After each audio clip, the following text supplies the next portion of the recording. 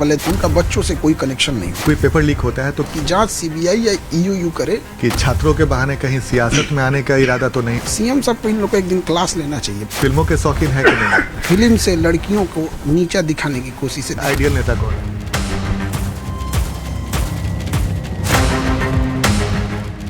शिक्षा जगत में एक नाम है खान सर का। वो खान सर जिनकी चर्चा न सिर्फ बिहार में बल्कि देश और अब तो विदेशों में भी होने लगी है। खान सर इन दिनों बीमार हैं। हमें जानकारी मिली कुछ दिन पहले बीपीएससी का एग्जाम था और नॉर्मलाइजेशन को लेकर वो भी आंदोलन में आए थे और उसके बाद से बीमार थे। हमारी इच्छा हुई और कई लोगों की ये इच्छा है कि भाई खान सर की अभी स्थिति क्या है, तो हम भी खान सर के पास पहुंचे हैं। हम जिस चैम्बर में बैठे हैं उस चैम्बर में खान सर भी हमें मिलेंगे। बहुत मुश्किल से खान सर तैयार हुआ और इस वक्त खान सर हमारे साथ मौजूद हैं। खान सर कैसे हैं? ठीक है। ये आपके हाथ में अभी भी पट्टी वगैरह लगा हुआ है? वो थोड़ा सा नहीं छुपाने की जरूरत नहीं दिखाई। इंजेक्शन वगैरह लगता है ना, तो उससे नीडल से ही देना होता है वहाँ पे। तो उन लोग का डॉक्टर लोग का अपना है। तो अब तो थोड़ा सा ठीक है। अब तो बहुत जल्दी अब क्लास भी लेंगे। थोड़ा वो अचानक से बीपी थोड़ा सा फ्लक्चुएट होने लगा था। 170 वगैरह चला गया था, इसलिए एडमिट होना पड़ा। उसके बाद अभी कैसा है तबीयत? अभी ठीक है। वहाँ पर एक्चुअल में हुआ था कि हम थोड़ा सा बीमार चल रहे थे 1.5-2 मंथ से। तो हम सोचे थे कि एग्ज़ाम ख़त्म हो जाएगा तो अच्छे से ट्रीटमेंट करा लेंगे यहाँ पे। और उसी बीच ये बीपीएससी ने तांडव कर दिया, उस वजह से प्रोटेस्ट करना पड़ा था। अच्छा, ये नॉर्मलाइजेशन को लेकर जो विवाद शुरू हुआ, आप वहाँ पे पहुँचे, क्या विवाद था सर? बीपीएससी के चेयरमैन ने तो कहा कि भाई नॉर्मलाइजेशन की कोई बात ही नहीं थी। बीपीएससी चेयरमैन सरासर अपनी बातों से पलट रहे हैं। वो अंततः कहते रह गए कि नॉर्मलाइजेशन हमारा अधिकार है, हम इसे अंतिम दिन भी चाहे तो चेंज कर सकते हैं। और उन्होंने कभी स्पष्ट नहीं किया। और अगर लोगों को लगता है कि अगर ये बच्चे बेवकूफ़ी कर रहे हैं तो खुद से पूछे कि बच्चे आखिर क्या चीज़ देख के लौट गए। तो एक्चुअल में हुआ क्या ना कि हम लोग की एक ही मांग थी कि आप इसको ऑफिशियली बोल दीजिए। उनका कहना है कि जब हमने ये बोला ही नहीं है तो हम ऑफिशियली क्यों बोलेंगे।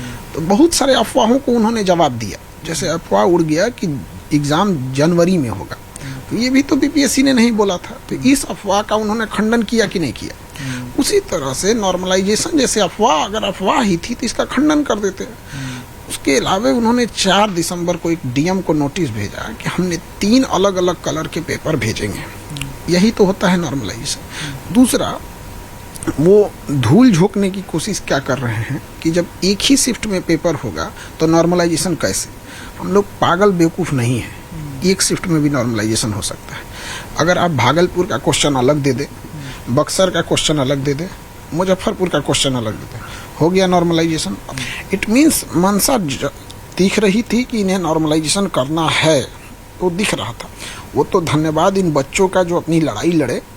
हम लोग का भी उसमें कुछ योगदान रहा, सारे शिक्षकों का योगदान रहा। अच्छा, आप भी सर जब उस आंदोलन में शामिल हो गए और उसके बाद बीपीएससी ने कहा भी कि भाई नॉर्मलाइजेशन नहीं होगा, जो बीपीएससी के चेयरमैन उन्होंने क्लियर भी कर दिया, तो फिर देखिए उन्होंने क्लियर नहीं किया था। और दुख की बात ये है कि जब हम लोग इस बात को सीएम हाउस तक ले गए तो उन्होंने सीएम हाउस को भी गुमराह करने की कोशिश किया। कौन? आयोग के अंदर कुछ सचिव जो हैं उनके, और इनकी तो हमको लगता है कि इनकी संलिप्तता की जांच होनी चाहिए। चुनावी वर्ष में इस तरह से भ्रम पैदा करके विद्यार्थियों के मन में सरकार के प्रति इस तरह से असंतोष भरना, कहीं ना कहीं मुख्यमंत्री नीतीश कुमार जी को इसकी जांच करनी चाहिए। व्यक्तिगत मांग है कि इसकी जांच होनी चाहिए। अच्छा सर, आप कुछ दिन पहले मुख्यमंत्री से मुलाकात भी आपने की थी और उस वक्त आपने नॉर्मलाइजेशन की बात कही, तो उसे मुख्यमंत्री ने क्या कहा? देखिए मुख्यमंत्री साहब का सीधा सा है, इस पृथ्वी पर नॉर्मलाइजेशन को खत्म किया, बिहार से नॉर्मलाइजेशन खत्म करने वाले वो इकलौते व्यक्ति थे। अगर वो हस्तक्षेप नहीं करते तो नॉर्मलाइजेशन कभी खत्म नहीं होता। इवन की नॉर्मलाइजेशन खत्म करने के 3 दिन पहले बच्चों ने एनसीएल का मामला उठाया था। एनसीएल को 2022-23 का सर्टिफिकेट मांगा जा रहा था। आयोग ने कह दिया था कि हम नहीं मांगेंगे। फिर माननीय मुख्यमंत्री ने हस्तक्षेप किया तो जाके ये हुआ यहाँ। तो सीएम साहब से के पास भी गए थे तो हमने ये बात को अवगत कराया था। उन्होंने बच्चों के ही फेवर में बात बोली थी कि ठीक है यहाँ पर। लेकिन बीच में आयोग के कुछ अधिकारी, हम अभी भी कह रहे हैं, उनकी मंशा पर ही संदेह होता है। हमने कई मीटिंग किए, कई चीज़ों को देखे तो हमें लग गया कि ये लोग कहीं ना कहीं कुछ ना कुछ अंदर खिचड़ी पका रहे हैं। तो इसकी जांच होनी चाहिए। अरे सर, जिस दिन ये आंदोलन में आप शामिल हुए तो उस दिन आपको गर्दनीबाग थाने ले जाया गया। आपकी तरफ से ये कहा गया, आपके कुछ जो समर्थक कह रहे थे कि आपकी गिरफ्तारी हुई है, जबकि पटना के एसएसपी ने कहा कि आपकी गिरफ्तारी नहीं, बजाते आपको गाड़ी से छोड़ा गया, पुलिस की गाड़ी से। देखिए, हमको डिटेन किया गया, तो डिटेन करने के आधे घंटे बाद, जैसे पुलिस का अपना लॉ एंड ऑर्डर है, तो police law and order maintain करने के लिए किसी को डिटेन कर सकती है, ये उसका अधिकार, हम उसके अधिकार में हस्तक्षेप नहीं कर रहे हैं। वो लॉ एंड ऑर्डर उसके लिए प्राथमिकता है। जब रात हो गया था तो आयोग नोटिस नहीं जारी कर रही थी, और हमारे ऊपर सबसे बड़ी चिंता थी बच्चियां जो हमारे बैठी थी वहाँ, 2-3 हजार लड़कियां। तो गर्दनीबाग में ना लाइट की व्यवस्था थी, ठंड का दिन था, ना कंबल की, ना वॉशरूम, पानी, किसी चीज़ की व्यवस्था नहीं थी। तो हमें ये लगा कि जल्दी से जल्दी नोटिस लिया जाए ताकि यहाँ से बच्चियों को मेन भेजा जाए। आपको समझ में आता है कि वहाँ पे कुछ भी अनहोनी हो सकता है। तो हम आयोग की ओर जाने लगे ताकि दबाव बनाए कि जल्दी से जल्दी दिया जाए। तो बीच रास्ते में हमें डिटेन कर लिया गया। अच्छा। और हम कुछ देर थाने में बैठे थे, आधा घंटा तक। उसके बाद एसडीपीओ मैडम आई, तो उन्होंने कहा कि हम आपको, अगर अशांति फैलाए होंगे लोग या कुछ भी हुई होगी तो हम एफआईआर करेंगे आपके ऊपर। तो हमने कहा आप जांच कर लीजिए, हम लोग तो गर्दनीबाग धरना स्थल पर बैठे हैं, यहाँ कोई अशांति नहीं है, और हमारी मांग जब तक नहीं मांगी जाएगी हम नहीं लौटेंगे यहाँ से। तब तक हम थाने में ही थे कि नोटिफिकेशन आ गया। उसमें नेटवर्क काम नहीं करता है। अब हमारा नेटवर्क थाने में उतना नहीं काम कर रहा था, तो हमने फ़ोन किया कि यहाँ तो बताया जा रहा है कि नोटिफिकेशन आ गया। तो वहाँ से भी किसी ने बोला हाँ सर नोटिफिकेशन आ गया, नॉर्मलाइजेशन खत्म। तो हम लोग की 3 मांगे थी कि जिनका टेक्निकल खराबी, सर्वर खराब की वजह से फॉर्म भरने का मौका छूट गया है, उन्हें दिया जाए, और थोड़ा एग्ज़ाम डेट एक्सटेंड किया जाए। लेकिन चूंकि वो थाने में बैठे थे, वहाँ एक अलग प्रेशर होता है। हमने देखा कि नोटिफिकेशन आया है तो सारी बातें होंगी यहाँ पर। जब नोटिफिकेशन आ गया तो हमें लगा कि उसके बाद से भगदड़ होने लगा यहाँ पे, तो लड़कियाँ सब लड़के निकलने लगे। तो फिर पुलिस ने कहा कि अब आपकी मांग मान ली गई है, अब आप वापस जाइए यहाँ पर। शर्त ये थी कि आप वापस धरना स्थल पे नहीं जाएंगे। अब थाने से निकलिएगा तो सामने गर्दनी धरना स्थल है। तो हमने सोचा कि ये लोग कह रहे हैं न जाइए, हम चले जाएंगे धरना स्थल पे, बट वो एरिया पता नहीं कहाँ था। तो उन्होंने कहा कि हम आपको धरना स्थल पे नहीं जाने देंगे, अगर धरना स्थल पे गए तो केस हो जाएगा। डर इस बात की रहती है कि बच्चों पे अगर केस हो गया ना तो उनका करियर खराब हो जाता है। तो कहीं ना कहीं एक दोनों ओर से हम लोग को सोचना रहता है। तो फिर पुलिस ने कहा कि हम आपको अपनी गाड़ी से तक छोड़ देंगे धरना स्थल के बाहर। तो हमारी हम बाहर कहीं उतार देंगे तो हम सड़क पे नहीं ना टहलने लगेंगे। तो हमारी गाड़ी पता नहीं कहाँ थी उस भीड़ भाड़ स्थल में, तो नक्शा ही समझ में नहीं आता है गर्दनीबाग का। तो फिर उसके बाद से वहाँ से हमें छोड़ी, तो फिर हम गए। तब तक यहाँ समझ में आया कि अभी एक ही बात मानी गई, 2 नहीं मानी गई। और हमारी तबीयत ठीक नहीं थी, मेरा बीपी 170 हो गया था। तो हम एक आदमी को फ़ोन किए कि देखिए मेरा बीपी 170 हो गया है। तो बोल रहे हैं कि हमारे यहाँ भी एक आदमी को ऐसे ही था, उसका हार्ट अटैक हो गया। अच्छा। अब तो हम कितना भी भूलवाने की कोशिश करें, मेरा 180 हो गया। तो अब हमको लगा कि थोड़ा दवा खा के सही हो जाते हैं। उस वक्त आप कहाँ पे थे? हम लौट रहे थे यहाँ पे। तो हम सोचे कि डायरेक्ट डॉक्टर के पास चले जाते हैं। तो डॉक्टर साहब को पास गए, वो कुछ दवा दिए, बट उससे रिलीफ नहीं हुआ, चेस्ट में दर्द ज़्यादा होने लगा। तो रात में हम कहें कि हमको लगा ठीक हो जाएगा, बस सुबह जाके फिर एडमिट होना पड़ा। कुछ कोचिंग संस्थानों के लोगों का भी, कुछ शिक्षकों का भी आपके प्रति नाराजगी की बात सुनी?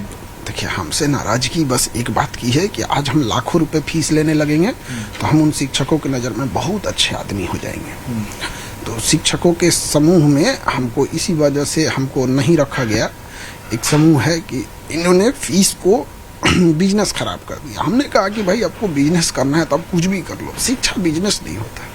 कि जब कोई पेपर लीक होता है तो कई बार कोचिंग संस्थानों की भूमिका पर सवाल खड़े हो जाते हैं। क्या आपको लगता है कि वाकई ये संभव है कोचिंग संस्थानों की भूमिका को लेकर? देखिए, एक जो पेपर लीक करने वाले दलाल टाइप के जो लोग होते हैं, उनका बच्चों से कोई कनेक्शन नहीं होता है। बीच में कोई ना कोई व्यक्ति ही है जो कनेक्शन कर रहा है।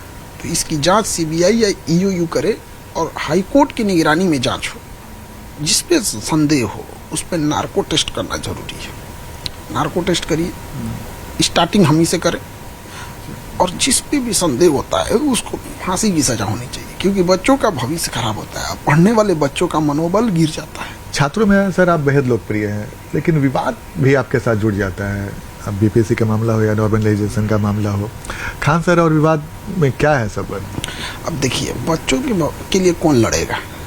दो ठो बात बोल देने से बच्चों का, ऐसा नहीं है कि कुछ बात बोल देंगे तो बच्चों का बात मतलब सरकार मान लीजिएगी। उसके लिए लड़ना पड़ता है। जब भी आप लड़ते हैं किसी से तो फिर कहीं ना कहीं कुछ के मन में तो खटकते ही रहते हैं, तो विवाद आ ही जाता है। लेकिन कुछ भी हो जाए, बच्चों के भविष्य खेलने नहीं देंगे हम इसको।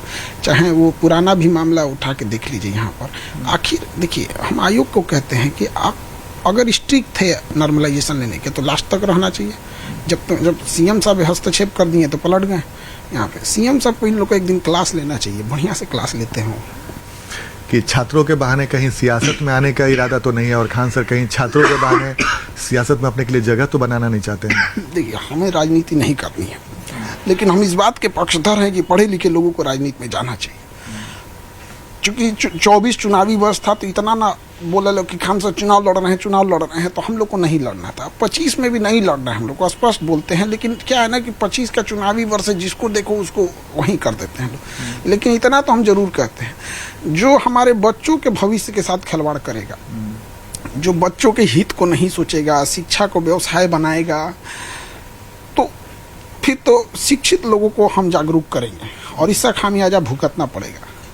अब जैसे आयोग ने किया, माननीय मुख्यमंत्री जी ने हस्तक्षेप किया, हर पढ़े लिखे को दिख रहा है कि किस व्यक्ति ने हस्तक्षेप किया तो नॉर्मलाइजेशन को हटा, किसको, सबको दिख रहा है कि कैसे बिहार पुलिस में एनसीएल हटा है यहाँ पर। तो ये तो हम जरूर कहेंगे कि पढ़े लिखे लोगों को राजनीति में आना चाहिए। हमारे पास पढ़ाईला से फुर्सत नहीं है और हमारा काम है कम से कम 20 करोड़ लोगों को शिक्षा देना।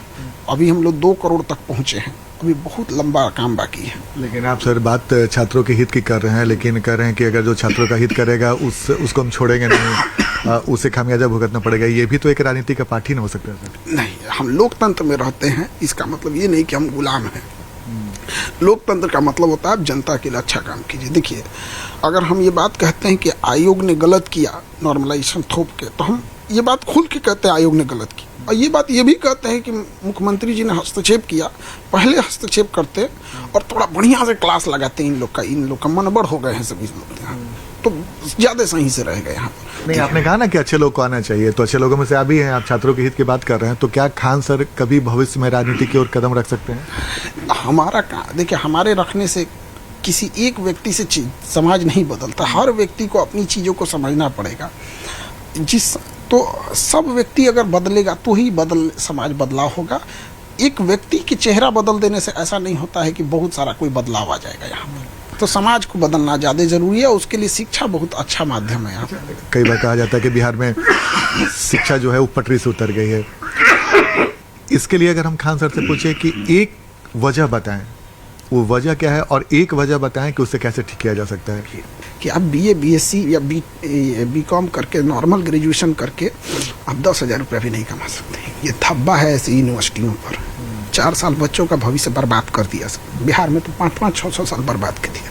इनको अपने आईना के सामने देखना चाहिए ना कि 4 साल बच्चों को रखें, उसको कोई स्किल नहीं सिखा सके, उसे ड्राइविंग सिखाते, उसे डिजिटल सिखाते, AI सिखा सकते थे, उसको टेक्निकल कुछ भी सिखाइए। आपके यहाँ अगर 4 साल से ग्रेजुएशन करके निकला है तो अगर वो 20-25 हज़ार नहीं कमा सकता है ना, ऐसी यूनिवर्सिटी को बंद कर देना चाहिए यहाँ पर। कि वो बच्चे को 4 साल रखे हैं, अल्टीमेटली लास्ट में उसके पास कोई फाइनेंशियल फ्रीडम आ रहा है कि नहीं। जब आपके पास फाइनेंशियल फ्रीडम आ जाएगा तो समाज में बदलाव करने लगा। छोटा सा देश है ऑस्ट्रेलिया, लेकिन जनसंख्या कम होने के कारण समृद्धि है।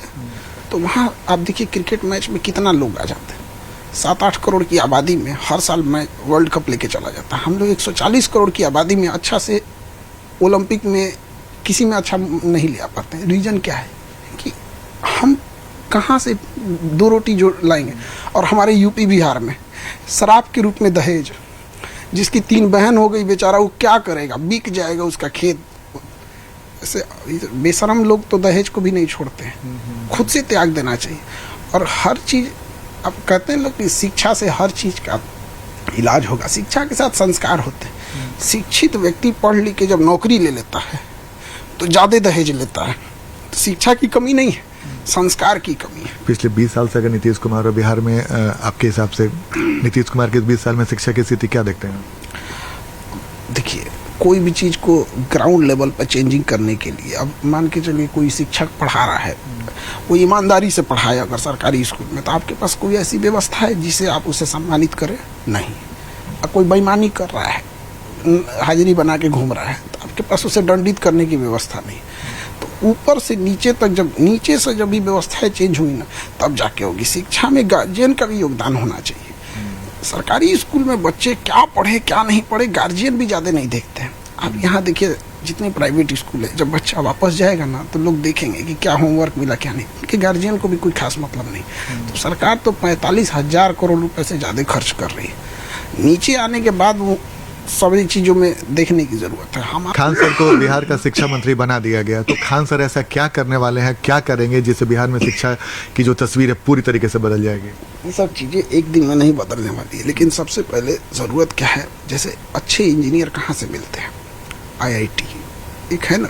अच्छे डॉक्टर अगर आपको करना है तो एम्स, अच्छे मैनेजमेंट डालना है तो IIM। उसी तरह एक ऑल ओवर इंडिया का टेस्ट होना चाहिए, IIT Indian institute of teachers type. जैसे IAS है ना, उसी तरह एक टीचर्स का होना चाहिए जहाँ अच्छे टीचर्स जाए। आप बताइए, टीचर्स को लोग बैकअप जॉब देख रहा है। अमूमन जो होता है टीचर को बैकअप जॉब देखता, नहीं हुआ तो टीचिंग में चल गए। यहाँ एक यूनिवर्सिटी होनी चाहिए जहाँ टीचर्स जाके पढ़ें। टीचर का जॉब होने के बाद उनको उसमें सुधार करने के लिए ये सब चीज़ें बड़ा कमी है यहाँ पर। और जो भी शिक्षक पढ़ा रहे हैं तो बच्चों की रेटिंग होनी चाहिए, A grade, B grade, C grade. और बैच लगा के घूमें लोग। अच्छा पढ़ा रहे हैं तो A ग्रेड का बैच लगा के घूमिए और आपका फीडबैक अगर बच्चे खराब दे रहे हैं, D ग्रेड का लगा के घूमिए। देखिए, अगर कोई अच्छा काम कर रहा है तो उसके पुरस्कृत भी करना चाहिए, और अगर खराब कर रहा है तो उसे दंडित भी करना चाहिए। दोनों में कमी रहेगी तो खराब हो जाएगा। बिल्कुल। अच्छा सर, अब थोड़ा सा राजनीति के 2-4 मिनट बात कर लेते हैं। बिहार में 2 बड़े नेता माने जाते हैं, लालू यादव और मुख्यमंत्री नीतीश कुमार। तेजस्वी जी की बात हम करेंगे, लेकिन ये 2 नेता हैं, दोनों समाजवादी नेता माने। दोनों नेताओं को आप पिछले कई सालों से देख रहे हैं। दोनों के बारे में अगर हम आपसे आपकी राय करनी चाहें, शुरुआत में अगर हम नीतीश कुमार के बारे में अगर आपसे बात करें तो क्या कहेंगे? देखिए, प्रशासनिक ढांचा में सुधार करने के लिए उन्हें जाना जाता है।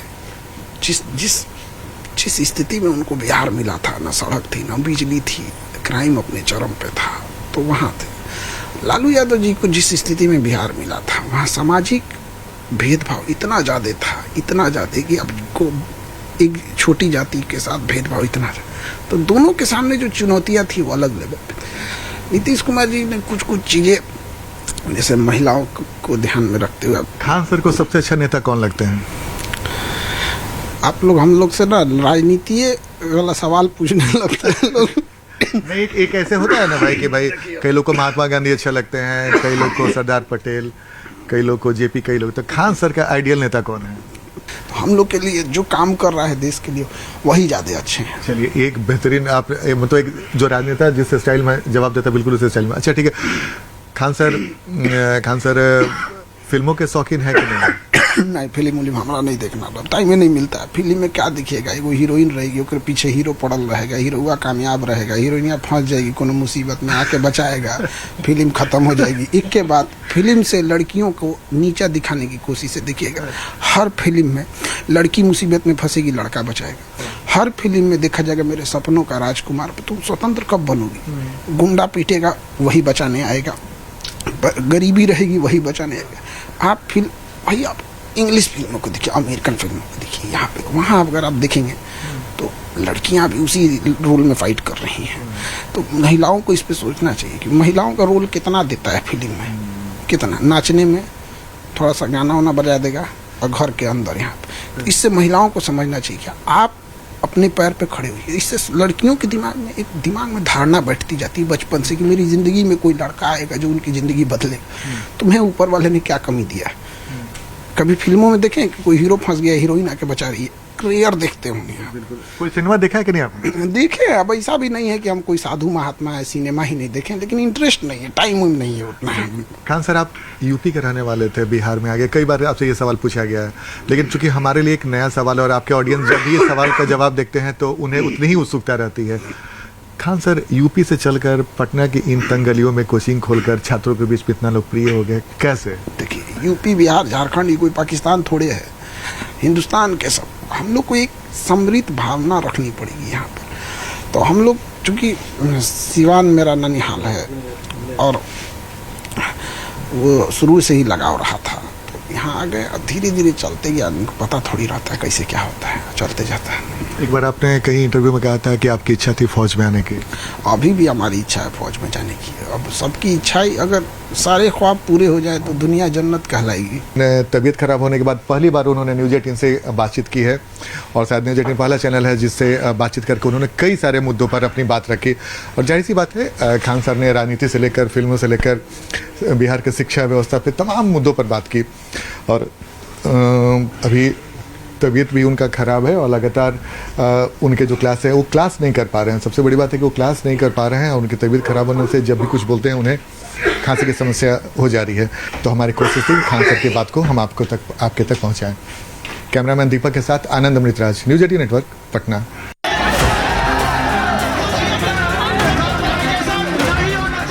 पेपर लीक करने वाले थे, उनका बच्चों से कोई कनेक्शन नहीं। कोई पेपर लीक होता है तो कि जांच सीबीआई या ईओयू करे। कि छात्रों के बहाने कहीं सियासत में आने का इरादा तो नहीं? सीएम साहब को इन लोग को एक दिन क्लास लेना चाहिए।